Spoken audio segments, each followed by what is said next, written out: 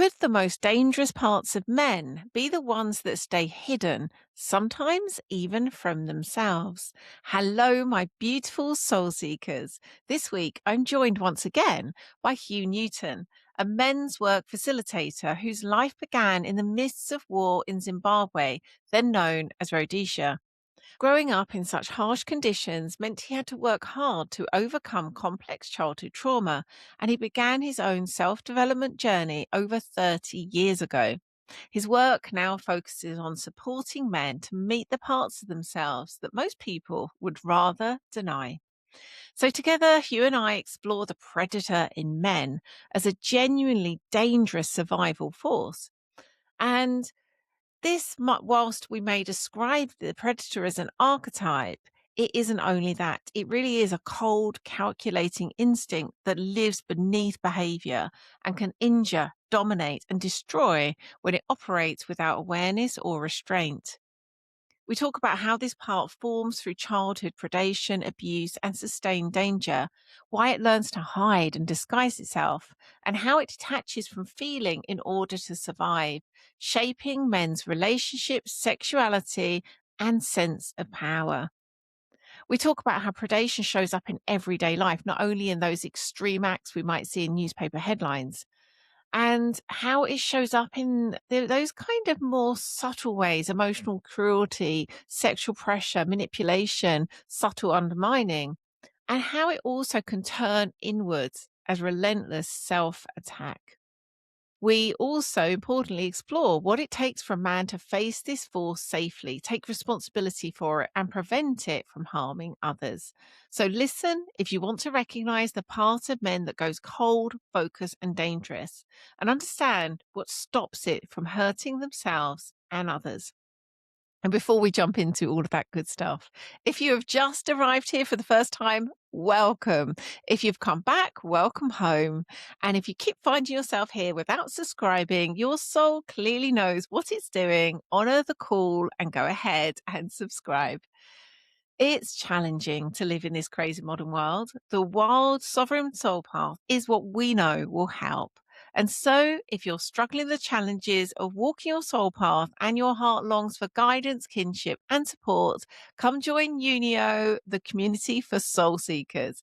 Unio is the living home for the wild sovereign soul path, where together we reclaim our wildness, actualize our sovereignty, and awaken our souls. You can find out more and walk with us by hopping over to bemythical.com/unio or clicking the link in the description. And if you're called to go even deeper on your wild sovereign soul path, come join us for the very exciting upcoming Wild Sovereign Soul course, a 3-month immersive initiatory journey into becoming a wild sovereign soul. And of course, your own unique expression of that. And this is the first time in, I think it's 2 years, that Jonathan and I have co-guided a course together. So this is something you do not want to miss. So you can register your interest at bemythical.com/WSS. And there isn't a huge amount of details there at that page yet. We will have more soon. But again, if you put your details in, you'll be the first to know when we have all of the dates and everything else available. And now back to this week's episode. Let's dive in. Hello, Hugh. Welcome back to the show. Good morning, Leanne. It's lovely to be here again after our previous chat. And thank you. I'm really looking forward to talking today. Me too. Me too. We were just considering that the last episode we did provided a really lovely foundation for us to go really deep into the topic that we're going to be exploring today. And so I wouldn't necessarily say listeners have to have listened to that, but we aren't going to kind of, I guess, give so much of the context of overall about men's wounding in this one. So if it seems a little bit kind of like, whoo, they've kind of dived deep quickly, it's because of that. So I'm saying that to give us permission to do just that and dive deeply. So today we're going to focus on the predator in men. and what that is, why that is, how that might show up, what can be done to meet the predator in a way that is ultimately for the greatest good of all. So let's begin by defining what is meant by predator in the context that we're speaking about it. Yeah, thank you. In Sovereign's Journey, we spend a lot of time supporting men to look at what is going on under the surface, what's going on underground in men, and so uh, what urges them to behave in certain ways. And one individual part that I have found is pronounced in men is a part that I call the predator. So, what is the predator? Well, actually, predator is very much a part that operates in our animal instinct. It's often very hidden, very underground, and it's a part of us that works where men focus very single-mindedly and very powerfully on something that they really deeply want. And then this part comes Mm. up in response to that, but it can also come up in a very much a protective nature as well, where the predator in men is a very powerful force that seeks to protect us from pain and damage, and actually from predation from others. Mm. By animal instinct, a very good way of recognizing the predator in nature is to watch predators in action, whether it's Mhm. a leopard stalking his prey or lions operating to catch another animal to kill and eat it. If you watch a leopard stalking as prey, they're amazingly focused. There's nothing that gets in the way. They're utterly and completely locked onto their prey, and they will chase and do whatever's necessary to take down and kill that animal that they're focused on. And so, what is the predator in the masculine? Well, it's an animal instinct that focuses extremely clearly, has an enormous amount of power. And part of the complication of this part is it lies in what I call the magician archetype, the magician quarter. So, this part of us isn't dumb, it's not stupid. This is a very clever, calculating, and working it out part of us that is combined with fantastic focus, force, and strength, and that can get amazing results for men. And the thing about it, we've all got it inside us. So actually, this is a natural, nature orientated part of us. It's only when this part of us works out of wound that it becomes particularly problematic for men and for men who use and work out of their wounded predator. Mm. Oh, beautifully explained. Thank you. And it occurs to me, I was pondering this conversation prior to us having it, and I was looking at it much in the way that you're talking about. I was like, of course, I guess there is overlap with the hunter. Is Mm. an aspect. Would you say that they're kind of one and the same thing, or would you say there is something about the predator that's different to the hunter archetypally? Yeah, in its natural form and in its healthy form and used in nature, this is very much the hunter. Very much the hunter, stalking, tracking, watching out for all signs, watching out for signals, and having a plan as a way to uh, get what this part needs. There's in a lot of ways, a lot of men might think hunters more warrior, but the thing about Hmm. a warrior is the way the more warrior part stands. Is it's not disguised, it's not hidden. It just goes Mm. front forward with whatever it might be opposing. The predator doesn't do that. The predator's more clever. Clever. He's likely to be in disguise, masked, thinking of ways of operating in a way that's not being seen, camouflaged, hidden, much more careful, and actually much less confrontational and less likely to be hurt. Mm. by whatever he's stalking. Yes. Oh, a wonderful distinction. It's so interesting looking at that word predator through this lens, where when it's applied to animals in the wild, we don't have a negative attribution to it at all. We see it as something, powerful and beautiful and part of the ecosystem. When it's applied to human beings, and perhaps in particular men, it almost inherently has this dark negative quality. So it's really interesting hearing you start by defining its beautiful aspects.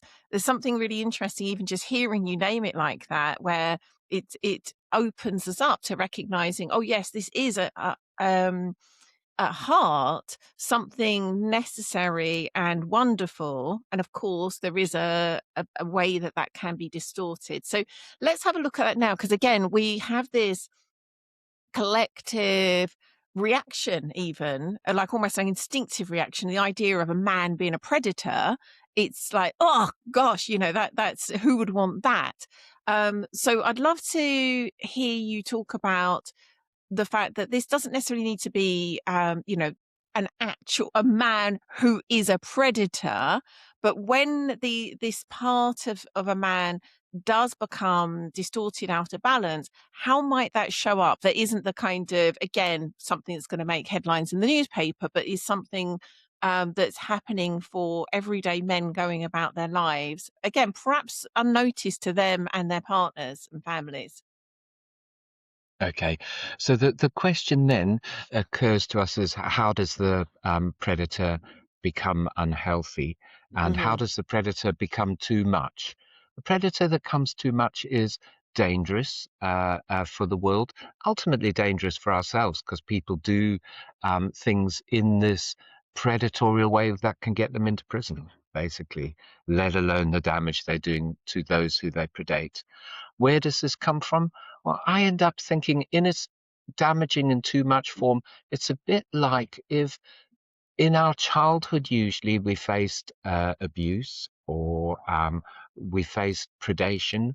If we were overpowered by the people who were supposed to be taking care of us, this is the whole arena of being physically abused. It's also the arena of being of sexual abuse.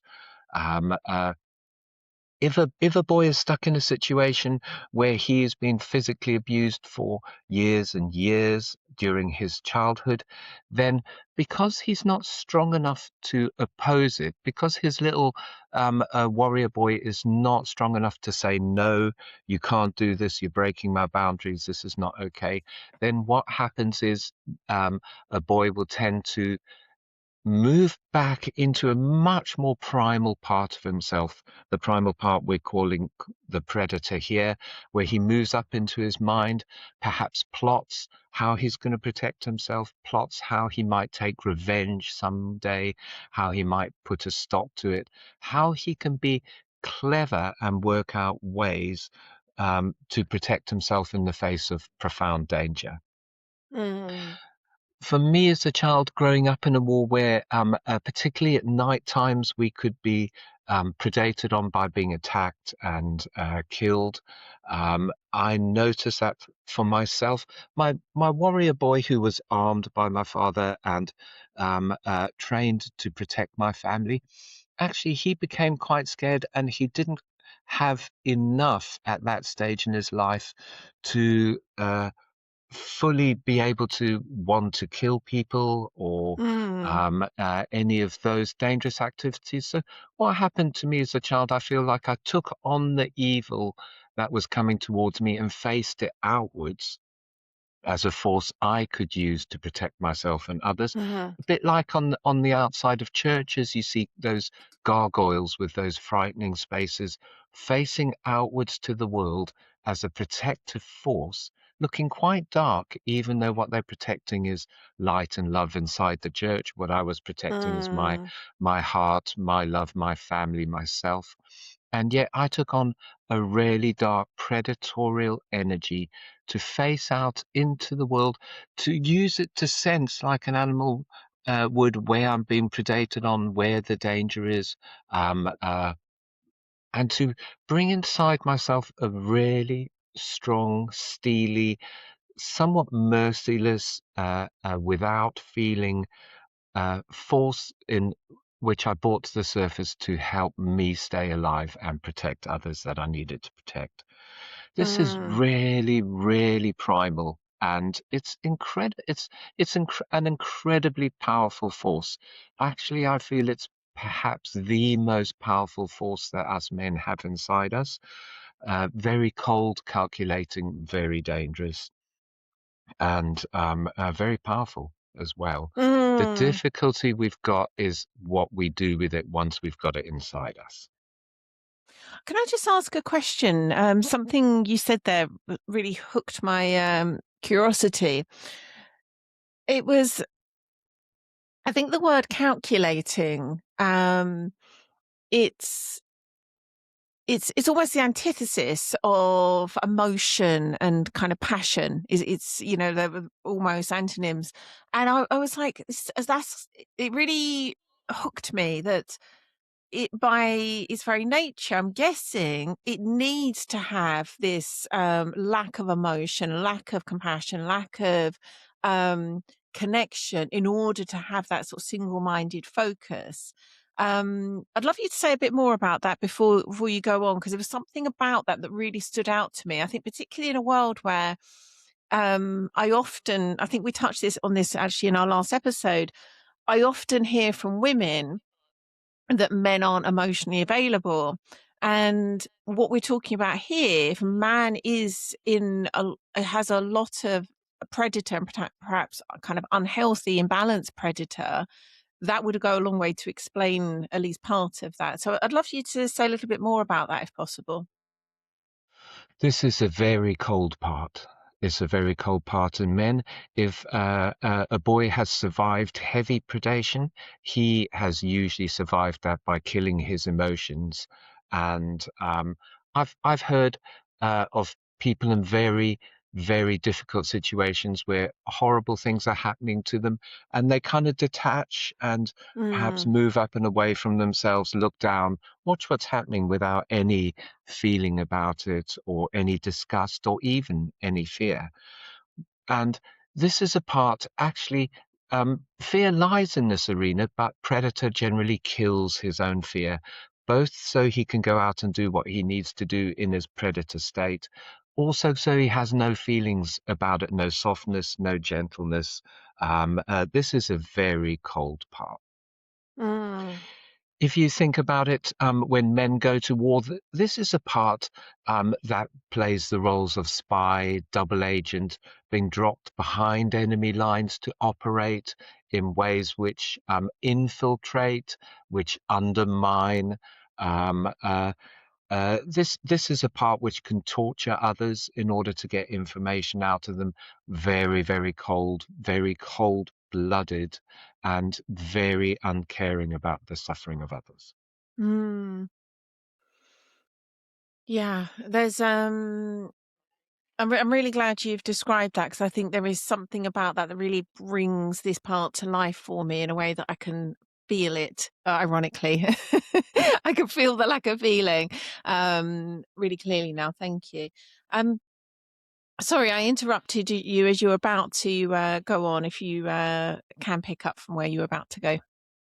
So the painful part of all of this is it's a bit like the vampire. A vampire is a pure predator predating on. I know it's mythological, but it's a good term of reference because lots of us have seen We vampire don't mind myth here, operating. just to be clear. Exactly. It's a very good way of seeing the predator in human form predating other humans. If you watch films around vampires, it's all the guile, the fact that it's quite disguised. The difficulty if we get predated on as children, the predation breaks our boundaries, goes inside us, and we as adults become naturally orientated towards being predators ourselves. If Mm. we receive the vampire bite of abuse of some and predation as child, we have a heightened possibility of becoming predatorial in our own adult life. And that might be predatorial in different degrees. It might be out and out serial killer, sexual abuser, various things like that. Or it might be just predatory in a way that subtly seeks to undermine people, um, uh, get power over others in underhand ways, um, uh, pay compliments where it looks like a compliment, but the person actually felt a slice of pain when they received it because there's a nasty hidden judgment in that compliment. Mm. Various ways like that, where uh, people seek to coerce, manipulate. The difficulty we have is characters like this, because they are so clever and so uh, powerful. They end up heads of department, heads of companies, uh, heads of ruthless businesses which seek to uh, coerce and control and get money out of people in underhand ways. The thing is about predation is once we see it, we end up seeing it all over the world because it's Mm. a force which is out there in front of us, but it's mostly hidden. Mm. I'm guessing on the flip side too, like with any shadow, there's a pole of a kind of inflated and deflated. I'm guessing we also have a culture where there can be a lack of this part, a lack of focus, a lack of that single minded moving towards something. And it doesn't perhaps have the most more obvious, profound harm that we're talking about when the predator is imbalanced in the way that you're talking about. But would you just touch on that sort of deflated predator a little, please? Yeah. A deflated predator is in a lot of ways it's naive. That if I don't have any predator, or if I say there's nothing like that inside me, um, uh, then I'm not likely to be able to recognize it in the world, and so I'm not likely to be able to Mm, recognize it in uh, either myself or when it's coming towards me. For me, it's particularly important that women recognize the predator and the predator in men. I'm not saying that men come towards women in general circumstances in a predatorial way, but we all know, we've all watched the news, we've all seen men being brought forward and held to account for very, very predatorial actions towards women, and this has been going on for quite some time now. The predator in men, which used to operate uh, uh, largely in view, I think, when I look back at the 70s and 80s, maybe, where mm, organizations knew that men were operating in predatory ways, but it was brushed under the carpet and no one really said no, and women were hurt by this. Now all of it's been coming to light, and we've got lots of it going on with half the world demanding that what's on all the Epstein material gets revealed, because all of the young women who were predated on, or the girls who were predated on mm, by what was going on there, are starting to speak up. The world is speaking up about predation. Particularly women are speaking about masculine predation. It's been brought to light so it can be more cleanly recognized. And the world is saying it's not okay. It's not okay for men to operate like that. And it clearly isn't. But in the past, it was brushed under the carpet a bit. And uh, now is being, the world's been made aware of it. And if we are very, very low on predator, we can be a bit naive. We think everyone's good. We think everyone is innocent and lovely, and that people are coming towards us in love. So we can't recognize danger signals. That's mm, the danger if we don't know this part of us. And actually, it can also be very useful in natural predator to give us strength, to help us do difficult tasks. Um, to help us when we need to climb over a mountain, for instance, to help us out in the wilds or the bush where we need to survive. All of this energy can be very useful in its healthy, natural form.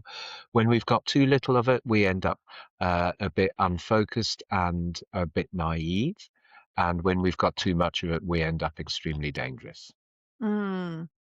How do you see this? Maybe I'm asking in a bit of a leading way. Actually, I'm going to ask it differently. In a healthy sense, what part, if it does the predator play in um, a man's, let's say, approach to a woman that he's interested in romantically, sexually?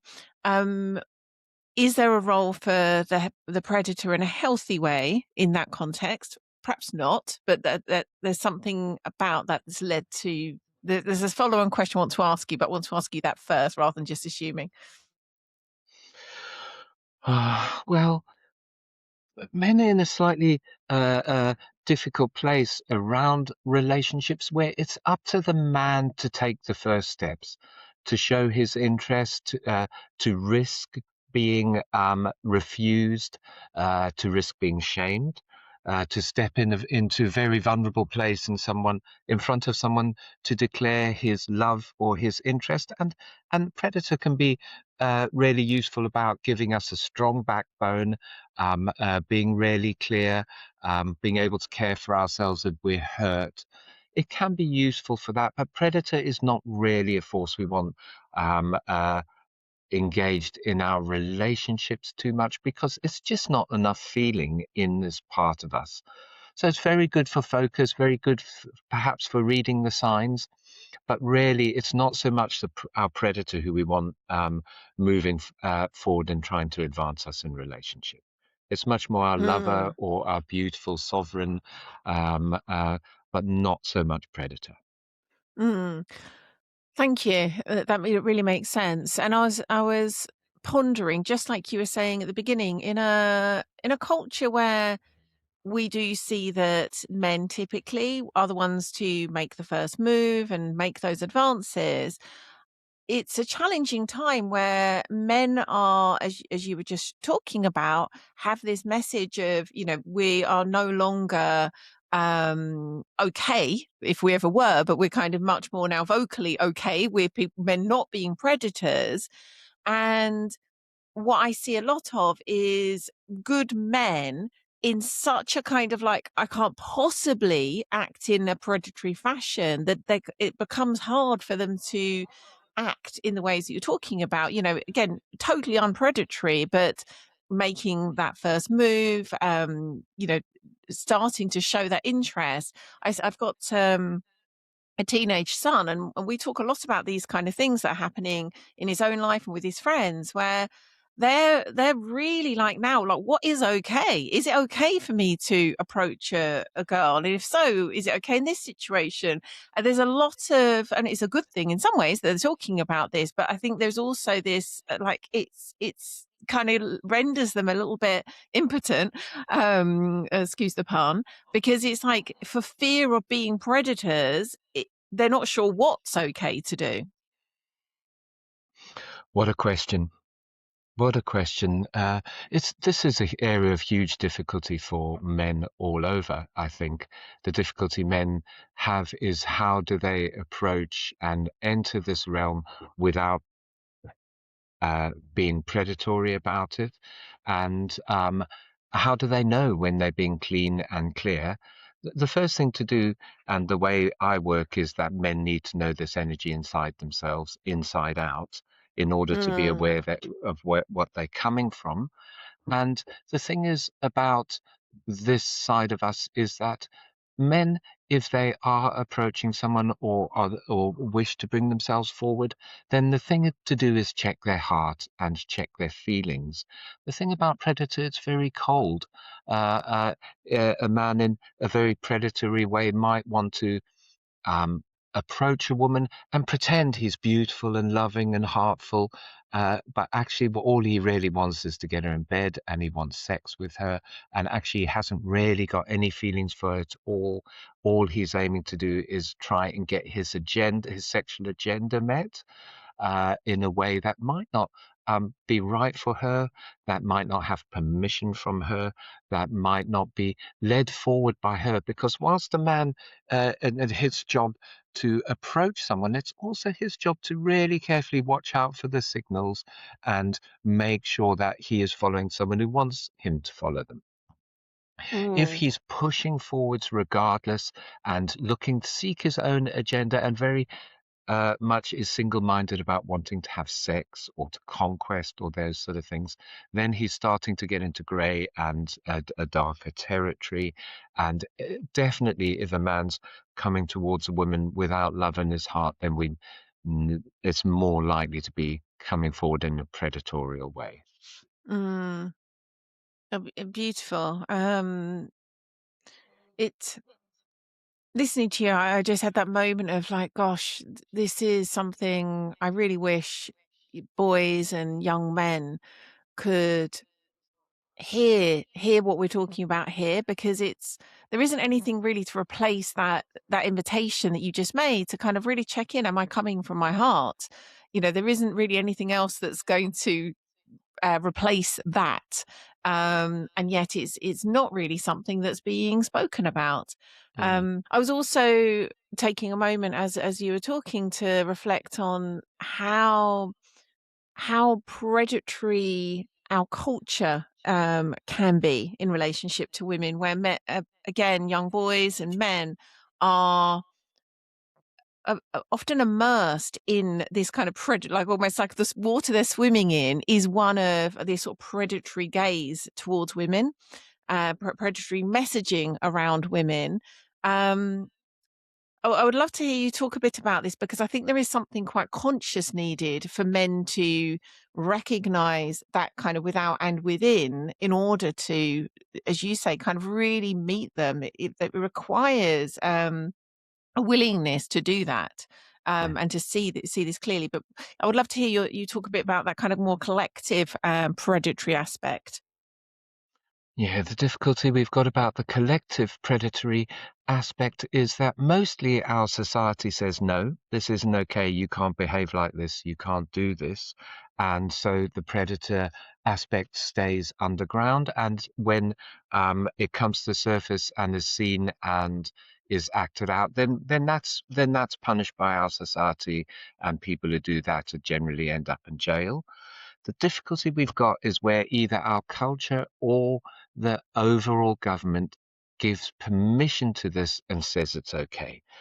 So Mm, how does our government do that? Well, for instance, if we've got a racist government, it's all about placing someone else as an other and saying, oh, it's okay to discriminate against them, it's okay to hurt them, it's okay to punish them. With the Nazi regime in the Second World War, the Jews were made as the other, and everyone in society was given license to predate on them, mm, beat them up, spit on them, haul them off to camps, various things like that. I, I I worry at the moment with the rise in the right wing, for instance, with this obsession with immigrants. People are outed and say, well, they're not good, they're not part of us, and we can predate on them. We can do bad things to them where mm, our government allows. The recent huge advance for women recently is that this side of men and this way of behaving has been brought to the surface, and mostly the world has said it's not okay. And yet, the difficulty is you've got leaders in somewhere like the States who are behaving predatorially in the way they behave, and particularly in their treatment with women, maybe in the past, or who knows what's going on now. And that signal, even if it's not openly said that it's okay, that signal gives permission to other parts of the population who go, well, if they're doing it, that means it's okay and we're allowed to do it. And so I can get on and do these horrible things to people around me because I'm not going to get in trouble. And I've kind of got the message it's okay. So Mm. it's ultra important. For instance, the Me Too movement, all of these, Black Lives Matter, these are so important to lift groups and say it's not okay to predate. It's not okay to predate on women. It's not okay to predate on people of color. It's not okay for your predator to be unleashed and to be brought out into the world in a way that can be hugely damaging. Mm. There's it occurs to me there's a almost like a dehumanization needed to be able to see someone as prey, where they no longer are a fellow human being, they become something else. And that's required for the predator to be able to act as the predator. Dehumanization's massive. Yeah. If one group is, if we're told one group are like animals or they're less than or something like that, then that opens the door to predation, really. Predators need to see others as other to be able to do a lot of damage to them. But in all honesty, that's not always the case. If you think about, lots of sexual abuse happens in families, various things like that. Sexual abuse is pure and utter predation.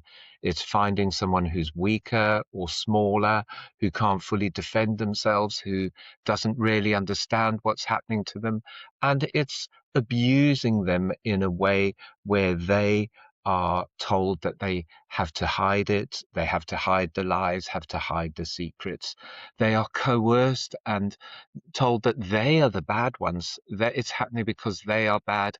And so they're so filled with shame by the perpetrator that actually they coerced into silence. And that's why it takes some women so many years to come out into the open, to be able to step out of that coercive control, which stays around them, which is all pure predator. Mm.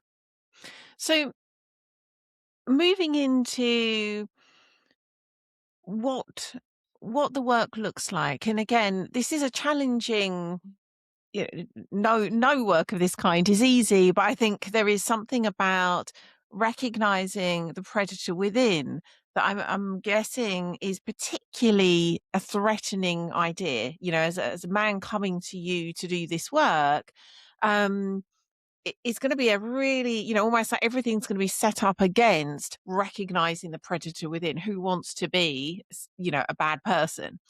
And so I'd love to hear you describe how a man might be able to kind of move into that work in a way that feels less threatening, and how that can unfold. And I guess also ultimately, why do that? Like, why do this work to meet the predator and win? What lies on the other side of it? So there's a number of questions there, but I'm going to trust you're going to weave it together beautifully. Good, thank you. Why do this work? Well, to be safe. In all honesty, if I don't work on the predator that lives inside me, I am not safe. I'm not safe because this force is very powerful. It's also very fast and very disguised. And before I know it, my predator will be out, predating on someone.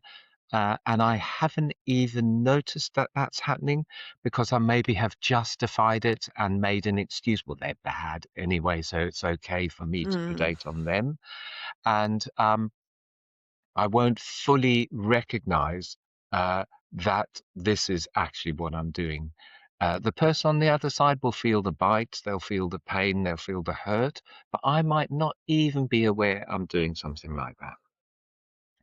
Uh, a lot of people don't want to act out their predator outwards into the world, and so they acted inwards on themselves. Predator acted inwards is our self critic, essentially. And so our self critic, my self critic would say to me, "You're bad. There's something wrong with you. Everyone knows that. You're full of darkness. You'll never be loved." And I can attack, it's like self critic attacks me. I try and mm, use that predator force to attack me rather than letting it loose and out into the world. But most of us who have predator act inwards against ourselves, and we also act out into the world. mhm, How do we um, uh, get a grip on this powerful part of ourselves? if I don't fully recognize my predator, I push it into shadow and I don't own it, and I can't deal with this part of myself. I can't deal with my inner darkness because I say, well, I'm not really dark. I'm a nice person. I'm okay. I'm good and clean and I'm not predatorial. Then there's no way I can work with it because I've repressed and hidden it and I've denied it from myself as well as everyone else. What we do in the Sovereign's Journey is we set up a very safe, confidential space where the men who are working with us have an opportunity to go into their predator in a way that has no consequences in the world. Men literally are able to step into this part of themselves in a held and facilitated place and become the dark predator that they really are, voicing what their predator wants to do, who it wants to attack, who it wants to kill, how it wants to do that, who the predator might want to torture, or etc., etc. And they get a chance to live that out and absolutely own it, absolutely feel it, and know what it is like to be in this part of themselves. Can I ask you a question here? Because, of course, that work that you're doing isn't what is happening, in most rooms in the world. This is Yeah. a very specific, curated space that allows for this in, as you say, in a safe way. Have you found, and of course there is a kind of selection bias in that the men have chosen to be there, but have you found that almost all men in that setting do have this powerful predator aspect, and what they voice are things that typically wouldn't be welcome in the world? Like, is it quite, my sense is, and please feel free to share examples, because I think there is something about, if a man's listening to this, hearing the kinds of things that are spoken about, and him recognizing, oh my gosh, that's, those hidden thoughts I would never be able to share out loud. It's not just me. I'm not bad and evil. This is a part of me that actually many men share. Does that make sense? Like, would you be able to, Hmm. if it's a common thing that men do voice this part of themselves in ways that are, would be quite extreme if heard in another setting, would you be able to give some examples of the kinds of things they might say? Yeah. So, first of all, the depth and the degree of our predator depends in a lot of ways as to how this predator um, uh, was used against us when we were young. Mm, Now, if we were safe all of our lives and we had a very lovely, innocent and safe life and safe world, then we have a natural predator inside of us that's normally quite healthy and that is useful in different ways in a man's life. But if we have a predator inside of us who is really dark and dangerous because of how we were predated on, um, then that part of us can uh, get out in the world and really action quite powerfully. If you like, I can step into the predator for a couple of men, and you can hear how this part of us might speak out.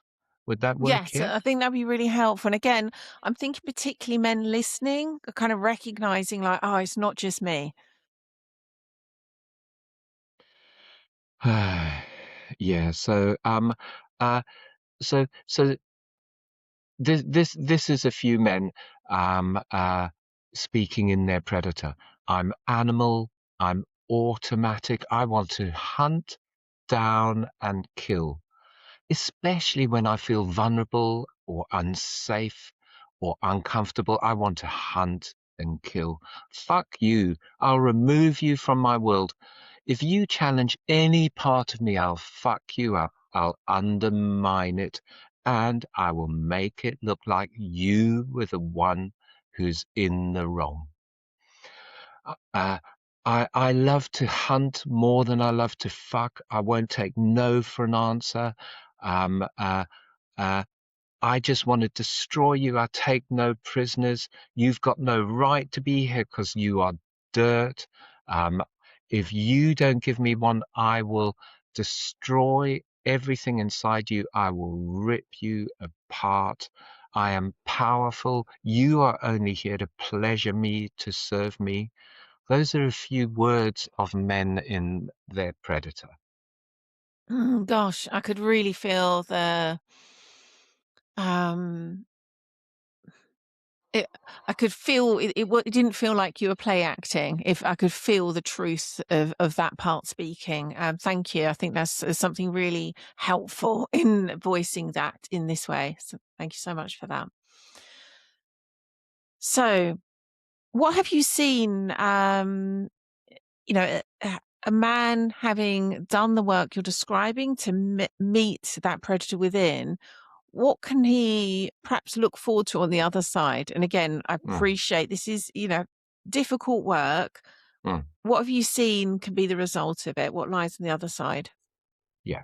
So the first part of the process is where a man totally lives in his predator. Where it feels what it feels like to be in his body, takes all the action, said all those nasty things that this part wants to say. Once we've done that, then we ask the man to shake it off completely and sit in his heart, in his true loving sovereign, and we have another man role play his predator in front of him. The reason for that is us men find it very difficult to truly understand who we are from inside. It's so helpful if we can see ourselves Mm, there. And so a man will role play his predator using his actions, his words, and he will be able to see exactly what his predator looks like. mm, From there, we ask a man in his sovereign, in his true king, to make terms with this part of us. The terms that I've made with my predator is predator, I love you, I appreciate you, I know where you come from, I know how powerful and how dangerous you are. And the terms I'm making with you are that you never ever act out without my permission. mm, So, for instance, I'm in a difficult situation and perhaps someone's aggressing with me or being threatening or undermining me in some way. In the past, my predator would be out in front and wanting to deal with that person. Now I can feel my predator stepping up and like, this isn't okay. I'm going to get them. I'm going to take them down and I'll be, thank you. I know and appreciate that you're here, but you are not to take any step. You are to wait in the wings. Uh, and we have to do that. I need to know that when my predator is getting activated, my heart beats really fast. I get very focused on the person who is causing me difficulties. I don't give a damn about the consequences. I just want to take them down. And I'm recognizing those signs. I mm, recognize my predator. Oh, okay, my predator's coming up. I need to ask him to sit down, and I'll call on him if I need to. If I'm ever in a situation where I'm in absolute deep danger or I need to protect loved ones who are in deep danger, for instance, such as the situation we just seen in Australia where two men are predating and killing people around, then I wouldn't ask my predator to come forward in a way where I would be able to go forward and take those gunmen out, for instance, and try and protect other people. mm, I need to keep this force inside me. I can't get rid of it. It's very powerful, and I need to use it in ways that support me. And I always need to be able to recognize it. And so my predator has agreed he will not act out without my permission. And he stays in the wings. And I notice him when he wants to come forward, and I ask him to wait until I give him permission. And there's no way to do that. There's no way to get a grip on this part of us without fully going into him, is my feel around it. mm. Yes. Thank you for giving the example also about what's just happened in Australia. I don't tend to consume the news, but of course, these kind of things you find out somewhere or Mm, other mm, at some point. And I only found out the other day, the tragic case of the young woman that got stabbed on the train in America. Um, I only found out, I think, last week that there was a man that had actually stepped forward to protect others in that situation. I think is Mm, still in hospital. I think I may have that wrong again. Because I don't consume it directly, I get sort of hazy mixed messages sometimes.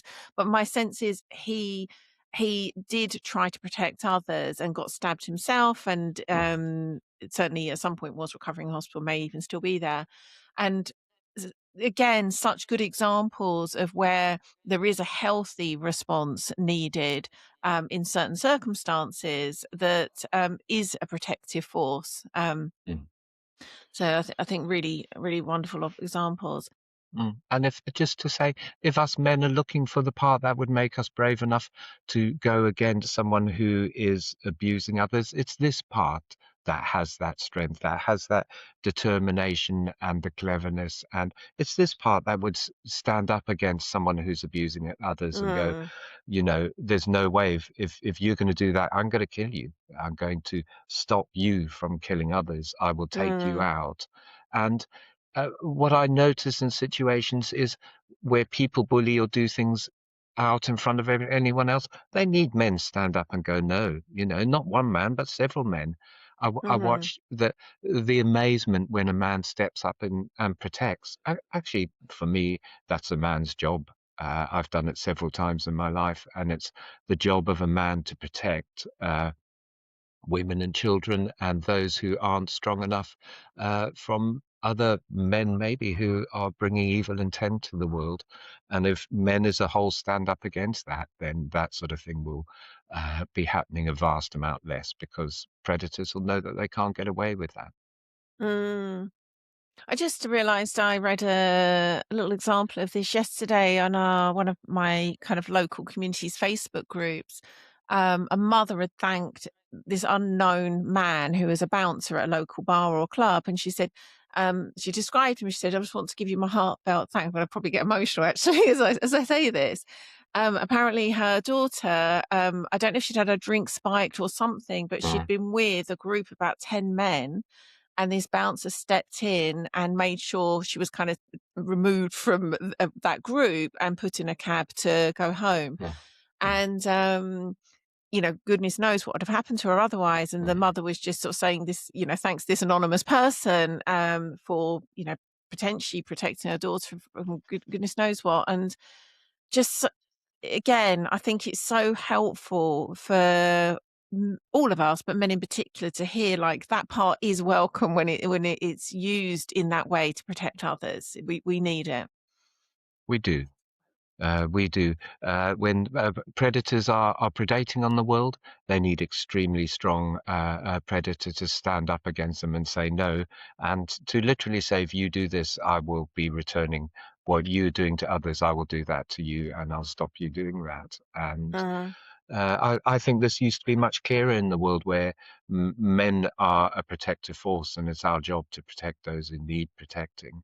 And for me, it's just as important these days as it ever was. yeah, absolutely. So we are up on time. Is there anything you would Yeah. like to say that we haven't yet been able to cover before we close? Just to say thank you for bringing this powerful and when it's working out of wound, this very dangerous part of us to the surface. For me, it's important that the world recognize that human beings have a predational force inside of us, and that it's really dangerous when governments or society give license to this part of us to come out. And just to thank men and women and say to men, it's advanced work and it's powerful work to know this force and to bring this force into safety, essentially inside ourselves. And I bless every man who has the courage to do this work because it's really important. Mm, yeah, my blessings too. It really is so needed. Um, Hugh, where can men in particular, I'm guessing, find out more about you and the wonderful work that you do?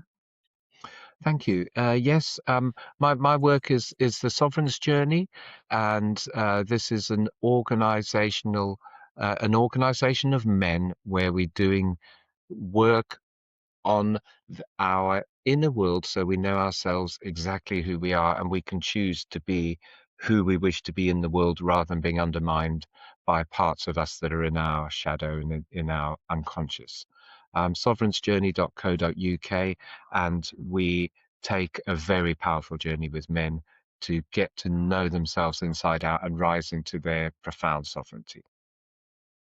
Wonderful. Well, thank you so much, Hugh. I'm so glad we came together to create a part two. This feels like it was exactly where we needed to go. Thank you so much. Yes.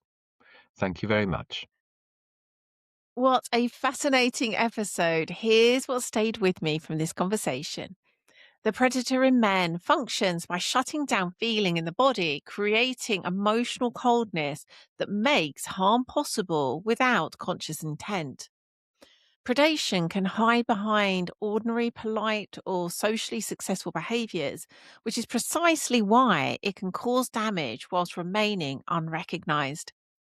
When this force is acknowledged and made answerable to conscience and responsibility, it can be contained and directed in healthy ways rather than acting unchecked and causing harm. If you'd like to hop on over to the show notes, the links are at bemythical.com/podcast/535. And as you heard me say earlier, if you're struggling with the challenges of walking your soul path in this crazy modern world and long for guidance, kinship, and support, come join us in Unio, the community for soul seekers. You can discover more and join us by hopping on over to bemythical.com/Unio.